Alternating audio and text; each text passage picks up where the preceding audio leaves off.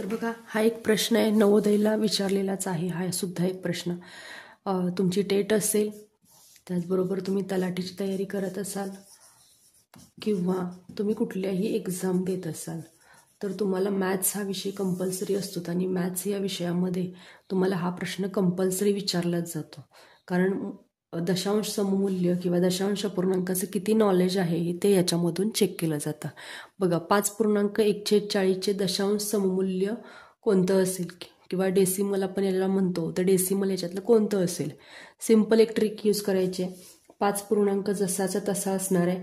ऑप्शनमध्ये 5 पूर्ण संख्या असलेला कुठलाच ऑप्शन कट होणार नाही. इथं दिसत असेल की 5 नंतर पॉईंट पॉईंट पॉईंट पॉईंट दिलेलं आहे, त्यामुळे कुठलाही ऑप्शन कट होणार नाही. 5 तर डेफिनेटली असणार आहे. त्याच्यानंतर इथं 40 दिलेले आहेत, 1/40 आहेत.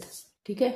मग काय करायचं, आपल्याला पटकन आन्सर काढायचा असेल तर अंशाच्या जागी 2 शून्य देऊन टाकायची आणि मग भाग घालवायचा. बघा, इथं उरले 10, 4 1 4, 4 2 8, उरले 2, 4 5 20. झालं, निघालं उत्तर तुमचं 5.25. हा पूर्ण तर असणारच आहे आणि तुमचं उत्तर निघालं 25. ठीक आहे. तर या पद्धतीनं option number 2 is correct answer. आपण पटकन जर सॉल्व करायचं असेल तर याच पद्धतीनं ट्रिक वापरायच्या. अंशामध्ये जो काही नंबर असेल त्याला 2 शून्य टाकायचे आणि पूर्ण भाग घालवून घ्यायचा. असं सोडवलं तर तुमचा वेळ वाचणार आहे आणि इतरांच्यापेक्षा स्मार्ट वर्क तुम्ही इथं करून दाखवणार आहात.